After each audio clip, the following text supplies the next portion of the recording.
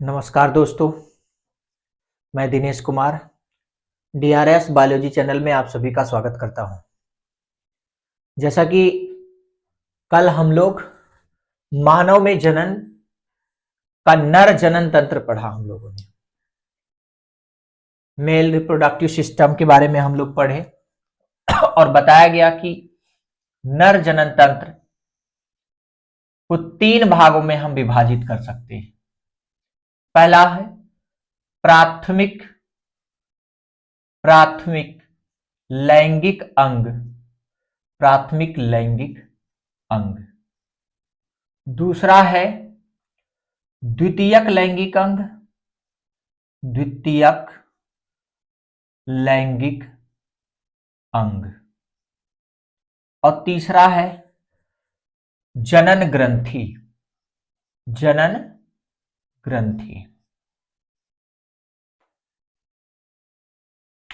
तो हम लोग प्राथमिक लैंगिक अंग को पढ़े कि नर का प्राथमिक लैंगिक अंग क्या होता है, उसके बारे में हम लोगों ने पढ़ लिया। द्वितीयक लैंगिक अंग क्या होता है, उसके बारे में पढ़ लिया। अब हम लोगों को पढ़ना है जनन ग्रंथि को। ये बहुत बार परीक्षा में दोस्तों प्रश्न आ चुका है कि जनन ग्रंथि क्या है, जनन ग्रंथियां, नर में जनन ग्रंथियां कितने प्रकार की होती हैं और इनका कार्य क्या होता है, कहां पर ये पाई जाती हैं। ये बहुत बार परीक्षा में पूछा गया है जनन ग्रंथि के बारे में। तो नर में 3 प्रकार की ग्रंथियां होती हैं, 3 प्रकार की जनन ग्रंथियां होती हैं। तो आज हम लोग जनन ग्रंथि के बारे में ही पढ़ेंगे दोस्तों। नर में 3 प्रकार की जनन ग्रंथियां होती हैं। तो दोस्तों नर में जनन ग्रंथि की बात करेंगे। जनन तंत्र के अंतर्गत एक भाग आता है जनन ग्रंथि। जनन ग्रंथि की बात की जाती है दोस्तों। तो जनन ग्रंथि क्या है? तो जनन ग्रंथि जो है, जनन ग्रंथि वे ग्रंथियां जो जनन में क्या करती हैं, भाग लेती हैं। वे ग्रंथियां, नोट करते चलिएगा आप लोग भी, वे ग्रंथियां जो जनन में भाग लेती हैं, जो जनन में भाग लेती हैं, तो उन्हें नर जनन ग्रंथि कहा जाता है। नर जनन ग्रंथि कहा जाता है। यानी नर में जो ग्रंथियां जनन में भाग लेती हैं उन्हें ही हम क्या कहते हैं, नर जनन ग्रंथि कहा जाता है, कहा जाता है। जैसे दोस्तों, जैसे कितनी जनन ग्रंथियां होती है? नर में 3 जनन ग्रंथि होती है। पहला शुक्राशय दोस्तों, पहला होता है शुक्राशय, पहला होता है दोस्तों शुक्राशय, ठीक है, जिसे हम लोग सेमिनल वेसिकल्स कहते हैं। तीसरा होता है पुरस्थ, या इसको हम लोग प्रोस्टेट के नाम से भी जानते हैं। और तीसरा होता है काउपर की ग्रंथि, काउपर्स की ग्रंथि। ठीक है दोस्तों, ये इतनी ग्रंथियां होती हैं। 3 प्रकार की ग्रंथि होती है नर जनन ग्रंथि में। यानी रिप्रोडक्टिव ग्लैंड्स के अंतर्गत मेल रिप्रोडक्टिव ग्लैंड्स जो होता है, तो मेल रिप्रोडक्टिव ग्लैंड में, मेल रिप्रोडक्टिव ग्लैंड की बात की जाए तो मेल रिप्रोडक्टिव ग्लैंड्स में 3 ग्रंथि होती, 3 जनन ग्रंथियां। उन्हें हम क्या कहते हैं? शुक्राशय कहते हैं, प्रोस्टेट कहते हैं, काउपर्स की ग्रंथि कहते हैं। तो इनमें परीक्षा में शुक्राशय ग्रंथि भी पूछा जाता है, प्रोस्टेट ग्रंथि भी पूछी जाती है, काउपर्स ग्रंथि भी पूछा जाता है। और बहुत इंपॉर्टेंट है ये शुक्राशय, प्रोस्टेट, काउपर्स ग्रंथि, बहुत ही महत्वपूर्ण है परीक्षा से लेकर के। कई बार परीक्षा में ये प्रश्न आ भी चुके हैं। तो ये देखिए, यह एक नर जो है, यह एक नर जनन ग्रंथि है। ये पूरा का पूरा जो है नर जनन तंत्र है और ये नर जनन ग्रंथियां हैं। यहां पे आप देख रहे हैं, पहला यहां पे दिखाया गया है शुक्राशय। यहां पे देखिए दोस्तों, शुक्राशय दिखाया गया है यहां पे। पहला शुक्राशय कौन सा है, यहां पे है। ठीक है, सबसे अपर साइड में यानी कि सबसे ऊपर शुक्राशय होता है। ठीक, फिर दूसरा होता है पुरुस्थ यानी कि पुरुस्थ ग्रंथि, जिसे हम लोग प्रोस्टेट ग्रंथि कहते हैं। दूसरा आ जाता है पुरुस्थ ग्रंथि, यहां पे है, ये पुरुस्थ ग्रंथि है। और तीसरा होता है काउपर्स ग्रंथि, जिसे हम लोग कंदमूत्र पथ के नाम से भी जानते हैं। ये उसके नीचे यानी कि पुरुस्थ ग्रंथि के, प्रोस्टेट ग्रंथि के नीचे जो होता है कंदमूत्र यानी कि पथ ग्रंथि होती है, जिसे हम लोग काउपर्स ग्रंथि कहते हैं। तो ये इतनी ग्रंथियां होती हैं जो नर जनन तंत्र में यानी कि जनन में क्या करती हैं, भाग लेती हैं। और क्या क्या करती हैं, आइए एक एक के बारे में हम लोग क्या करते हैं, इसमें पढ़ते हैं। तो शुक्राशय के बारे में हम लोग सबसे पहले क्या करेंगे, शुक्राशय के बारे में पढ़ेंगे। ठीक है दोस्तों, चलिए एक एक करके हम लोग पढ़ते हैं। पहला हम लोगों का होगा शुक्राशय ग्रंथि। तो याद हो गया ना, नर जनन ग्रंथि किसे कहते हैं, वे ग्रंथियां जो जनन में भाग लेती हैं उन्हें नर जनन ग्रंथि कहते हैं। तो पहला नर जनन ग्रंथि आता है शुक्राशय। शुक्राशय दोस्तों, जिसे हम लोग कहते हैं seminal vesicles. Seminal vesicle, seminal vesicle. ठीक है, ठीक है दोस्तों, ठीक है ना, समझ में आ गया। चलिए सेमिनल वेसिकल्स के बारे में पढ़ते हैं कि सेमिनल वेसिकल्स होता क्या है। ठीक है, सेमिनल वेसिकल्स में यही है, देखिए यहां पे शुक्राशय, या इसको हम लोग जो होता है यूरेटस जो होता है, यूरेटस मैर्क्यूलाइनस भी कहते हैं। इसको हम लोग मैस्क्यूलाइनस के नाम से भी जानते हैं। ठीक है, तो लिखते चलते हैं हम लोग इसे, शुक्राशय को, इसे यूरेटस, यूरेटस मैस्क्यूलाइनस, मैस्क्यूलाइनस कहते हैं, लाइनस। ठीक है दोस्तों, इसे हम लोग मैस्क्यूलाइनस, किसको, इस शुक्राशय को हम लोग मैस्क्यूलाइनस ग्रंथि के नाम से भी जानते हैं। यहां पे देखिएगा यही है शुक्राशय, और ये एरो देखो बना के लगाया गया है, यही है शुक्राशय। इसको हम लोग क्या कहते हैं, मैस्कुलेनस भी कहा जाता है। ठीक है, इसको मैस्कुलेनस कहते हैं। आप परीक्षा में अगर आपको मैस्कुलेनस के नाम से भी पूछ लिया जाएगा तो शुक्राशय यानी समझ लीजिएगा कि यह शुक्राशय है। ठीक है, और इसका निर्माण जो होता है, इसका निर्माण भ्रूणीय परिवर्धन में, अर्थात भ्रूणीय के दौरान जब एक लड़का भ्रूण अवस्था में होता, अपने मां के गर्भ में होता है, तो भ्रूणीय परिवर्धन के दौरान की बात करें तो यह जो होता है मुलेरियन नलिका से होता है। भ्रूणीय परिवर्धन के दौरान मुलेरियन नलिका से,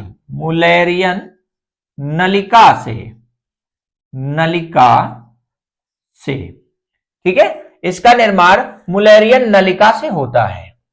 इसका भैया शुक्राशय का, शुक्राशय क्या है, शुक्राशय एक नर जनन ग्रंथि है जिसका निर्माण कहां से होता है, मुलेरियन नलिका। ये ऑब्जेक्टिव में भी प्रश्न आते हैं दोस्तों, तो इसको अंडरलाइन कर लीजिएगा कि यानी कि इसका निर्माण कहां से होता है, मुलेरियन यानी कि नलिका से होता है। किसका, शुक्राशय का। ठीक है दोस्तों, तो चलिए आगे बढ़ते हैं आगे, और इनका काम है अब यह जो होती है, यह एक ग्रंथिल संरचना है, यह एक ग्रंथिल संरचना है। कौन, शुक्राशय, यह एक ग्रंथिल संरचना है। ठीक है दोस्तों, यह ग्रंथिल संरचना है, और इसमें जो होता है, या इसमें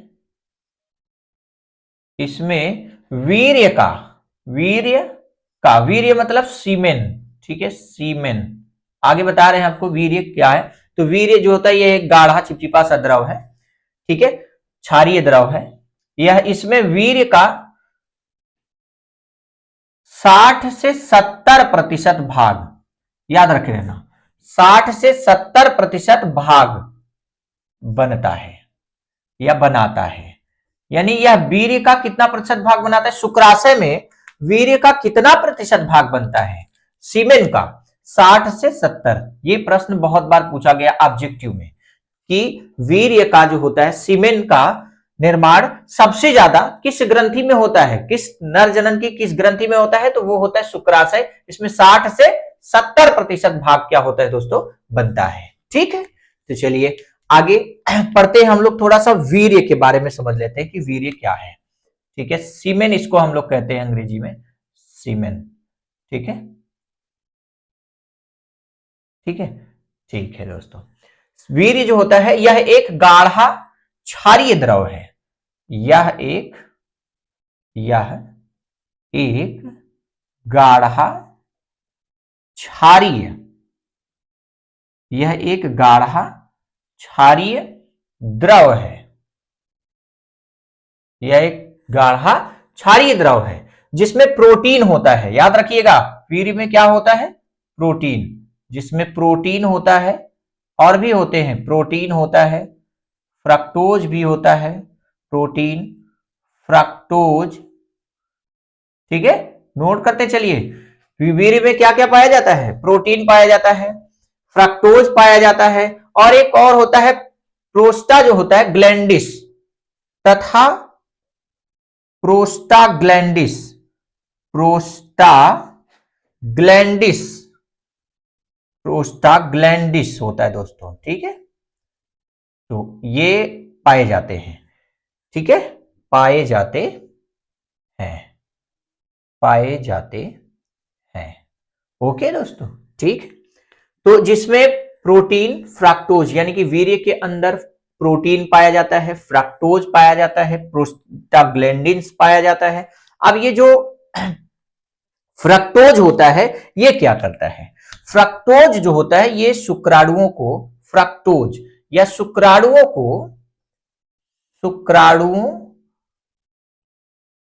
को यह जो होता है शुक्राणुओं को क्या करता है? ऊर्जा तथा पोषण प्रदान करता है। शुक्राणुओं को पोषण तथा ऊर्जा देता है। कौन देता है भैया? देता है, ठीक ठीक, देता है। कौन देता है? ये फ्रक्टोज देता है। ठीक है, फ्रक्टोज ये जो होता है कहां पाया जाता है? वीर्य में पाया जाता है। ठीक है, ये फ्रक्टोज वीर्य में पाया जाता है। इसका काम क्या होता है वीर्य में? इसका काम होता है शुक्राणुओं को पोषण तथा ऊर्जा देना, क्योंकि वीर्य में ही शुक्राणु होता है, क्योंकि इसी के अंदर स्विमिंग करता है, क्योंकि इसी के अंदर ये तैरता है। कौन? शुक्राणु। ठीक है, अब प्रोस्टाग्लैंडिन्स क्या करता है? प्रोस्टाग्लैंडिन्स, ठीक है, प्रोस्टा जो होता है ये ग्लैंडिस क्या करता है? गर्भाशय में क्रमानुकुंचन उत्पन्न करके शुक्राणुओं को गति करने में सहायता प्रदान करता है। यानी कि गर्भाशय में क्रमाकुंचन उत्पन्न करके, क्रमाकुंचन उत्पन्न करके शुक्राणुओं की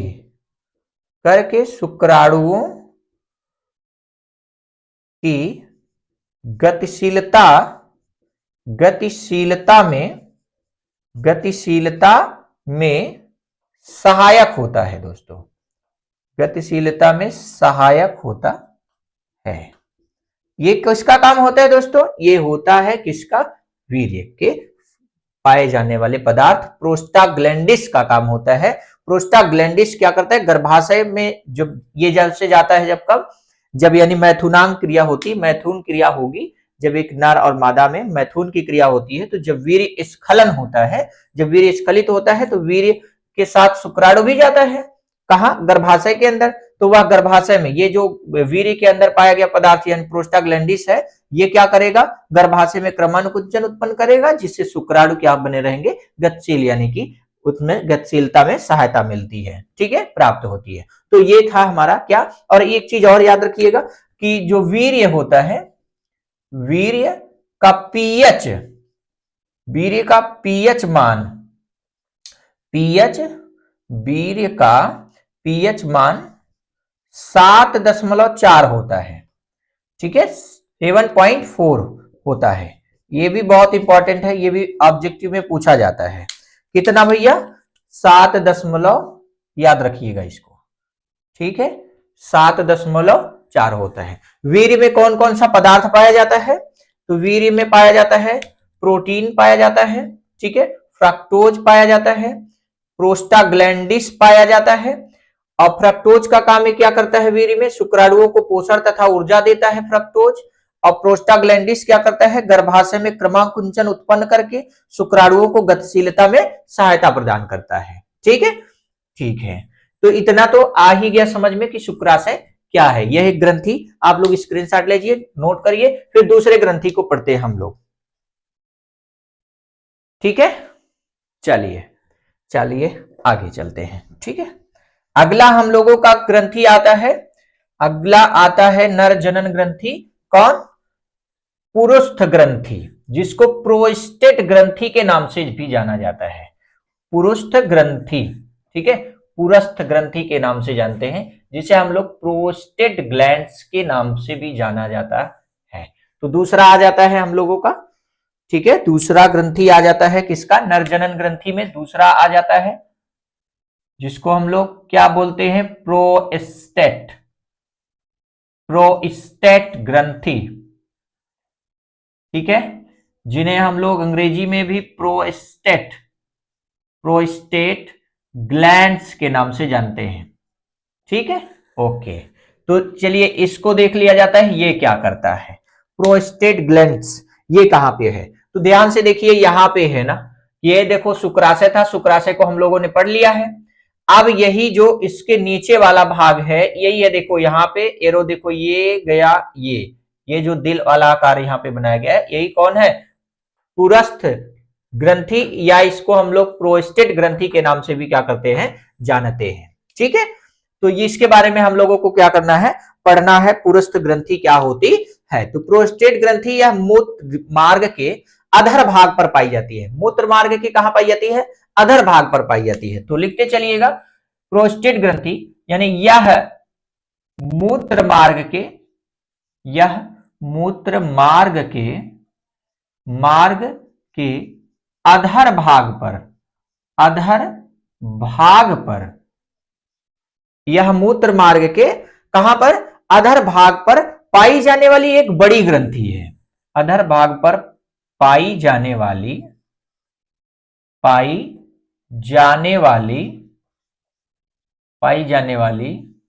एक बड़ी ग्रंथि है, एक बड़ी ग्रंथि है।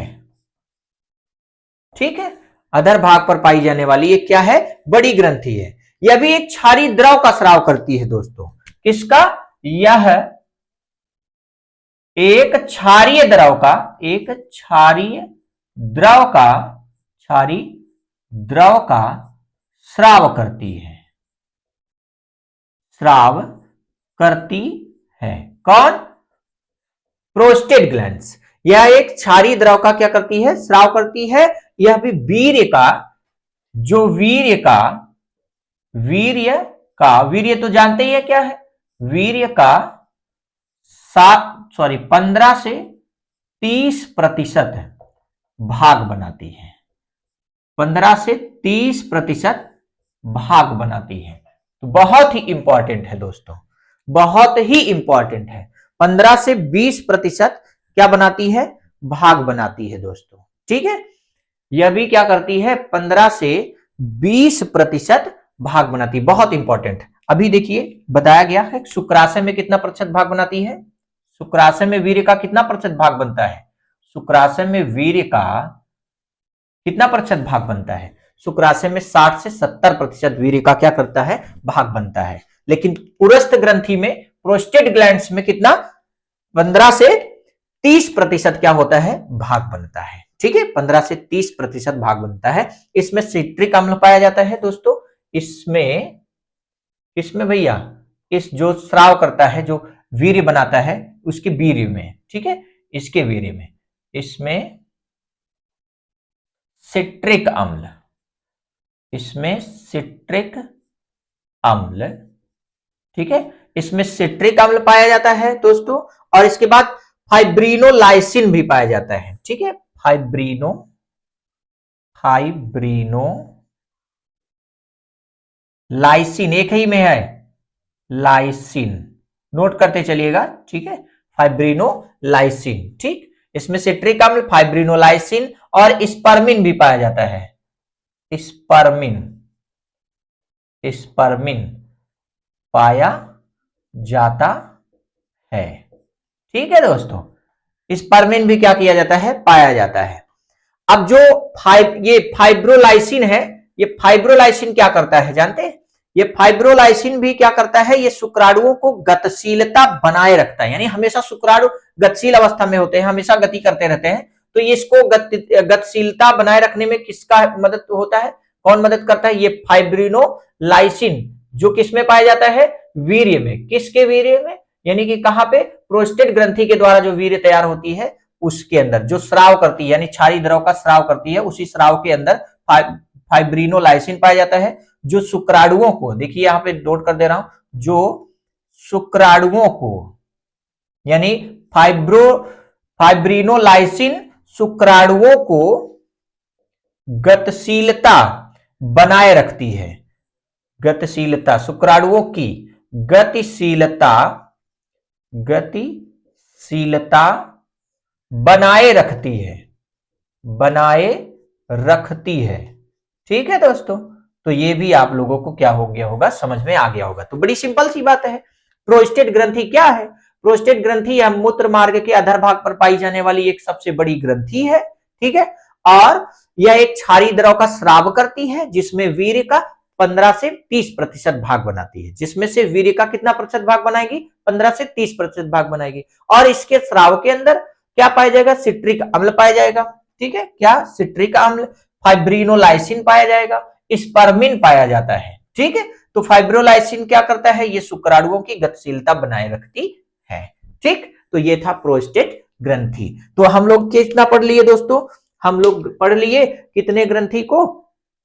2 ग्रंथि को। अब रह गया है अंतिम और लास्ट। ठीक है दोस्तों, अंतिम। अब हमारा अंतिम है, अंतिम आ जाता है कौन सा? तीसरा आ जाता है काउपर्स ग्रंथि। यहां जो लिखा गया है देखिए, काउपर्स, यानी कहां पर है काउपर्स? देखिए ये है, ये तो प्रोस्टेट था, प्रोस्टेट के नीचे यहीं पर, प्रोस्टेट के नीचे यहीं पर ये जो एरो आई है, देखो यहां लिखा कंद मूत्र पथ ग्रंथि, जिसे हम लोग काउपर ग्रंथि के नाम से जाने जाते हैं। यानी प्रोस्टेट के नीचे, प्रोस्टेट के ठीक नीचे ही कंद मूत्र यानी कि काउपर ग्रंथि क्या होती है? उपस्थित होती है। ठीक, तो चलिए इसके बारे में भी हम लोग क्या करते हैं, पढ़ते हैं। ठीक है, देखिएगा आगे लिखा है तीसरा काउपर्स ग्रंथि। काउपर्स ग्रंथि, ठीक है, तीसरी ग्रंथि आती है काउपर्स ग्रंथि। काउपर्स, ठीक है, काउपर्स ग्लैंड। ठीक है दोस्तों, काउपर्स ग्लैंड्स। ओके, चलिए चलते हैं आगे, लिखते हैं काउपर्स ग्लैंड क्या है? यह एक जोड़ी होती है, यह एक जोड़ी होती है। कितनी, इनकी संख्या कितनी होती है दोस्तों? एक जोड़ी। यह एक जोड़ी होती है। काउपर्स ग्रंथियां कितनी होती हैं? एक जोड़ी होती हैं। ठीक है, काउपर्स ग्रंथि एक जोड़ी होती है। कहां स्थित होती है? प्रोस्टेट ग्रंथि के नीचे। यह प्रोस्टेट ग्रंथि के, या प्रोस्टेट ग्रंथि के नीचे उपस्थित होती है, उपस्थित होती है। ठीक है, ठीक है, यह प्रोस्टेट ग्रंथि के नीचे क्या होती है? उपस्थित होती है। यह एक लसलसा जो होता है, क्षारीय पारदर्शी द्रव का स्राव करती है। यह एक लसलसा, यह एक लसलसा क्षारीय द्रव का स्राव करती है, स्राव करती है। यानी किसका स्राव करती है भैया? यह भी जो होता है एक स्राव करती है, लसलसा क्षारीय द्रव का क्या करती है? स्राव करती है।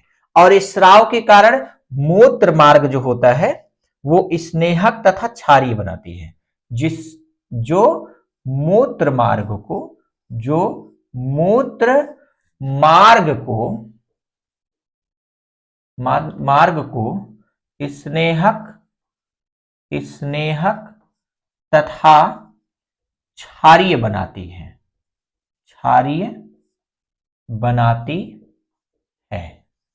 ठीक है। जो मूत्र मार्ग को स्नेहक तथा क्या बनाती है, क्षारीय बनाती है, ठीक। तो यानी कि जब मैथुन की क्रिया होता है, देखिए मैथुन की क्रिया के दौरान तो इसके ऊपर जो यानी कि ये शिश्न है, इसी के जो होता है ऊपर एक लसलसा पदार्थ यानी कि स्रावित होता है, इस मूत्र मार्ग पर स्रावित होता है, जो इसको क्या बनाती है, स्नेहक बनाती है, ठीक है। इसको पूरा स्नेहक यानी कि तरल पदार्थ स्रावित करता है। तो कौन स्रावित करता है, ये कंद मूत्र पथ ग्रंथि स्रावित करती है। मैथुनांग के समय यहाँ पे ये चिपचिपा सा स्रावित होने लगता है, जो इसको क्या बनाती है, स्नेहक बनाती है। मूत्र मार्ग को क्या बनाती है, स्नेहक बनाती है, ठीक है दोस्तों। तो चलिए आज हम लोगों का क्या समाप्त हुआ है, नर जनन तंत्र पूरी तरह से क्या हो गया, समाप्त हो गया। नर जनन तंत्र को हम लोग अच्छे से क्या कर लिए, पढ़ लिए। अब परीक्षा में अगर पूछा जाएगा नर जनन तंत्र का वर्णन कीजिए, सचित्र वर्णन कीजिए चित्र सहित, तो चित्र ये बनाना होगा और एक एक करके जितना भी आपको प्राथमिक लैंगिक अंग, द्वितीयक लैंगिक अंग और इसके बाद जनन ग्रंथि जो भी लिखाया गया सबको हेडिंग बाय हेडिंग करके क्या करना पड़ेगा, आपको लिखना पड़ेगा, जिसमें से आपको एक भी नंबर आपका कटेगा नहीं, ठीक है। तो ये हो गया नर जनन ग्रंथि। अब परीक्षा में पूछा जाता है जो होता है शुक्राणु जनन, तो शुक्राणु जनन को पढ़ेंगे हम लोग नेक्स्ट वीडियो में। तब तक के लिए धन्यवाद।